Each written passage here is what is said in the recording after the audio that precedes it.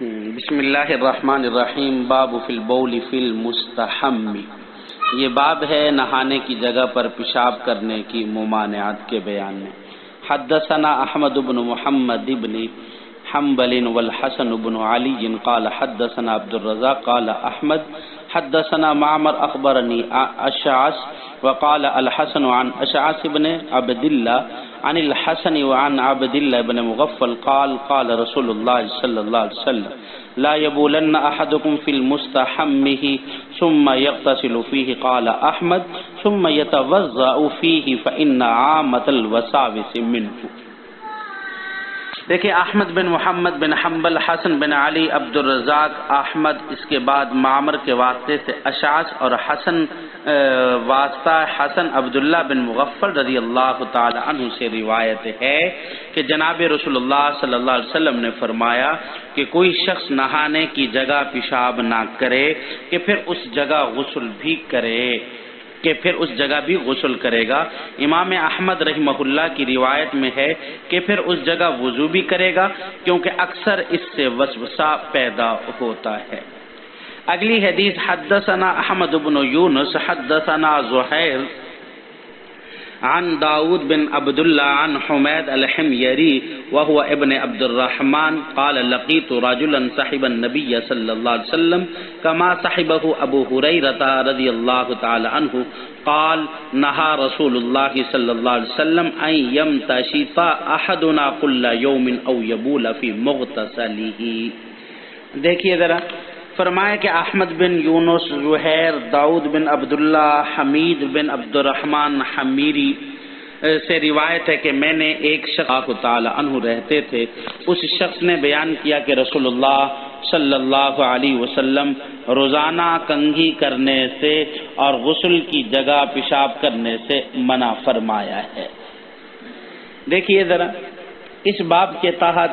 یہاں ذکر کیا گیا ہے باب فی البول فی المستحم۔ مستحم یہ مائع حمیم سے ماخوذ ہے، یعنی وہ جگہ جہاں گرم پانی سے غسل کیا جائے، لیکن پھر مجازاً اور توسعاً ہر غسل خانے کو مستحم کہا گیا ہے۔ تو اس باب میں دو حدیثیں بیان کی گئی ہیں، تو پہلے ہم پہلی حدیث کی تشریح ذکر کریں گے۔ دیکھیں حدیث اول کی تشریح، اس حدیث کی اول کی تشریح کے اندر ہم کل 5 باتیں بیان کریں گے۔ سب سے پہلے نمبر پر سند کے بارے میں ایک فائدہ، اور دوسرے نمبر پر سما کی تعیین کے بارے اقوال،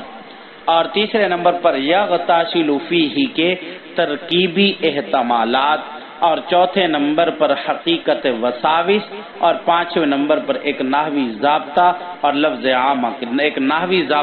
عامہ کے بارے میں۔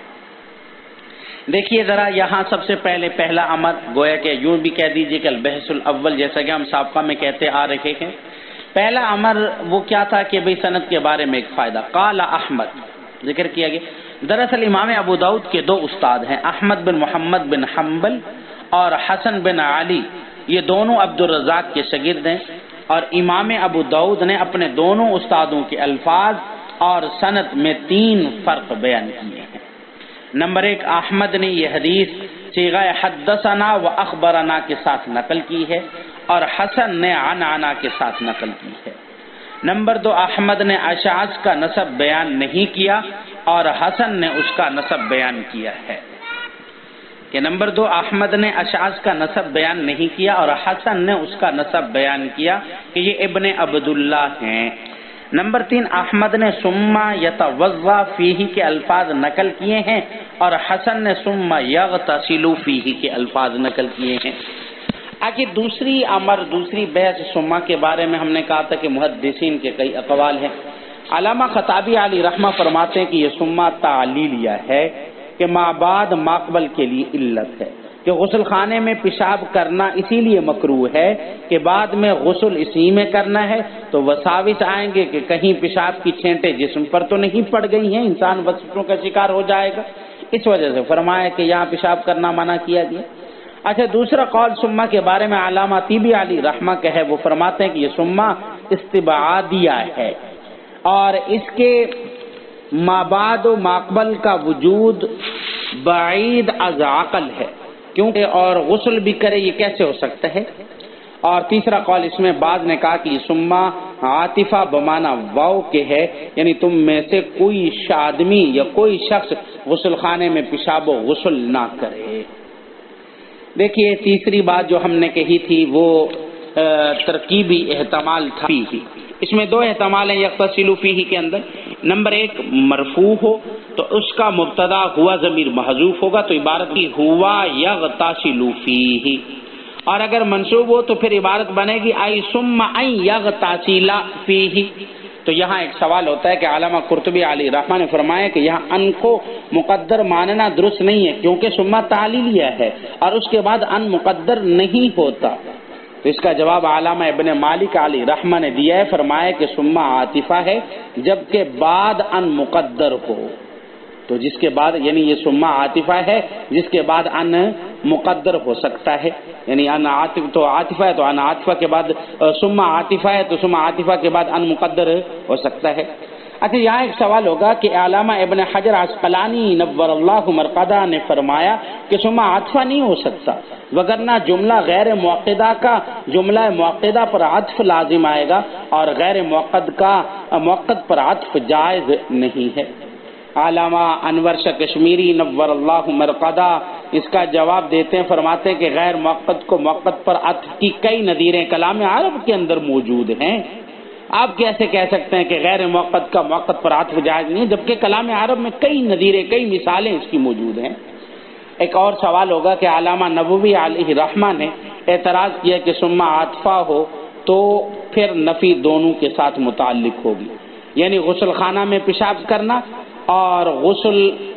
دونوں، غسل خانہ میں پیشاب کرنا اور غسل دونوں کا مجموعہ حرام ہے۔ اگر کوئی صرف پیشاب کرے تو اس کی نفی نہ ہوگی، حالانکہ یہ بھی منع ہے۔ تو اس کا جواب یہ کہ علامہ دقیق العید علی رحمہ نے جواب دیا کہ دونوں کے مجموعے کی نفی تو اس حدیث سے ثابت ہو گئی، اور فرمائے کہ عرف اور اس حدیث سے ثابت ہوگی، اور پھر پیشاب کی نفی جو ہے وہ آگے والی حدیث سے معلوم ہو رہی ہے۔ اب چوتھا معاملہ، چوتھا امر ہم نے کہا کہ حقیقت وساوس ہے۔ دیکھیں وساوس جمع ہے وسوسہ کی، فارسی میں اسیب و جنون کو کہتے ہیں۔ مانا ہوگا کہ غسل خانے میں پیشاب کرنے سے جنون اور اسیب لاحق ہونے کا خطرہ ہے۔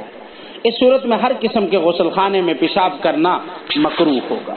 اچھا وسوسہ ایک معنی شک کرنا بھی ہے، تو اس صورت میں اس غسل خانے میں پیشاب کرنا ممنوع ہوگا جہاں جسم پر چھینٹے پڑنے کا خطرہ ہو، اس لیے کہ جمہور علیہ رحمہ کے ہاں اگر غسل خانہ کچا ہو اور پانی وہاں رک جاتا ہو تو وہاں غسل نہیں کرنا چاہیے، اور اگر غسل خانہ پکا ہے پیشاب بہ جاتا ہے، علامہ عینی علیہ رحمہ اور امام نووی علیہ رحمہ فرماتے ہیں کہ اگر غسل خانہ پکا ہو تو پیشاب نہ کرنا چاہیے، پیشاب نہیں کرنا چاہیے کہ چھینٹے اڑنے کا خطرہ ہے، اور کچا ہے تو کر لینے کی گنجائش ہے کیونکہ چھینٹے اڑنے کا خطرہ نہیں ہے، کچا ہے تو پیشاب وہاں جذب ہو جائے گا۔ یہ انہوں نے ایک علت بیان کی اپنے انداز میں، جبکہ ہمارے معاشرے میں آج کل تو اگر پکا ہے تو چھینٹے اس کی دھل جائیں گی اور پیشاب نکل جائے گا، ٹھہرنے کی امید نہیں ہے، تو پھر گنجائش سے ذکر کی گئی جیسا کہ ہم نے پیچھے جمہور کا مذہب بیان کیا ہے۔ اچھا یہاں ایک سوال ہوگا، دیکھیے حدیث باب سے معلوم ہوتا ہے کہ غسل خانے میں پیشاب کرنا وسوسے کی بیماری کا ذریعہ ہے، اور یہ بات توحید اور توکل کے تو خلاف ہے، جبکہ علامہ ابن سیرین علیہ رحمہ کے سامنے یہ وساوس والی بات کہی گئی تو انہوں نے فرمایا اللہ ربنا لا شریک لہ، یعنی انہوں نے اس کے خلاف اس کو خلاف توحید سمجھا ہے۔ اب دیکھیے اس کا جواب یا تمہید کے طور پر دیکھیے کہ معتزلہ کے ہاں اشیاء کی خصوصیت خود بخود پیدا ہوتی ہے، اور اشیاء کے لیے اشیاء بمنزل لازم کے ہیں، جبکہ اہل سنت والجماعت کے ہاں اشیاء کو اللہ نے پیدا فرمایا، اسی طرح ان کی خصوصیت بھی اللہ کی پیدا کردہ ہے۔ پھر اہل سنت کا آپس میں تھوڑا سا اختلاف ہوا ہے کہ اشاعرہ کہتے ہیں کہ اشیاء و خصوصیات میں کچھ مناسبت ہی نہیں، صرف یہ دونوں اللہ کی پیدا کردہ ہیں، جبکہ ماتریدیہ فرماتے ہیں کہ مناسبت ضرور ہے لیکن اتنا ہے کہ خالق خصوصیات بھی صرف اللہ ہیں، اور ان چیزوں کے خالق بھی کہیں اللہ ہیں، یہ فرق محض تعبیر کا ہے، باقی کچھ نہیں ہے۔ اب دیکھیے یہاں اصل جواب یہ ہے کہ غسل خانہ میں پیشاب کرنے کی طرف جو وساوس کی نسبت ہے اس میں بول کو مؤثر حقیقی نہیں سمجھا گیا، بلکہ مؤثر حقیقی اہل سنت والجماعت کے مذہب کے مطابق اللہ تعالی ہی ہوں گے، اور یہ نسبت محض سب کے درجہ میں ہے۔ جیسے دوسری اشیاء کی طرف نسبت مجازن نسبت کی جاتی ہے، ایسے ہی یہاں بھی ہے کہ یہاں بھی ہے، لہذا یہ سنت توحید کے خلاف نہیں ہے۔ باقی رہا ابن سیرین علی رحمہ کا قول، تو اس کا جواب یہ بھی ہے کہ ممکن ہے کہ ان کو یہ حدیث نہ پہنچی ہو، اور ان کی مراد بھی اس قول سے یہی ہے کہ مؤثر حقیقی صرف اللہ تعالی ہے، اور ہمارا مذہب بھی یہی ہے کہ مؤثر حقیقی کون ہے؟ اللہ رب العزت ہے۔ اچھا آگے امر خامس، لفظ عامہ کے بارے میں ضابطہ۔ لفظ عامہ کے بارے میں ضابطہ دیکھیں، لفظ عامہ کو ہم مرفوع پڑھیں گے یا منصوب پڑھیں گے؟ اگر کہیں کہ ہم اس کو کیا پڑھیں، منصوب پڑھیں، تو صرف حال ہونے کی وجہ سے، لیکن یہ حدیث اس ضابطے کے خلاف ہے کہ اب اس میں اختلاف ہے کہ ناوی ضوابط حدیث سے ماخوذ ہو سکتے ہیں یا نہیں۔ اس میں دو مذہب ہے۔ نمبر ایک، حدیث سے ماخوذ نہیں ہو سکتے کیونکہ روایت بالمعنی کا رواج ہے، اور راوی کبھی عربی ہوتا ہے اور کبھی اجمی ہوتا ہے۔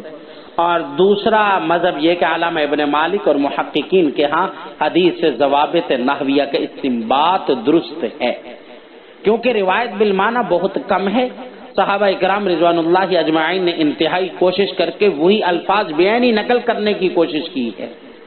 تو اس بات کا خلاصہ اور حاصل یہ کہ عند البعض یہ حدیث ضابطہ کے خلاف ہے، اور محققین اور ابن مالک کے ہاں ناویوں کا یہ ضابطہ ہی غلط ہے، اور یہی حدیث راجح ہے، اور ہمارا مذہب بھی یہی ہے۔ دعا کیجئے کہ اللہ کی اور عمل کرنے کی اور پھر اس سبق کے یاد کرنے کی توفیق عطا فرمائے۔ وآخر دعوانا الحمدللہ رب العالمین۔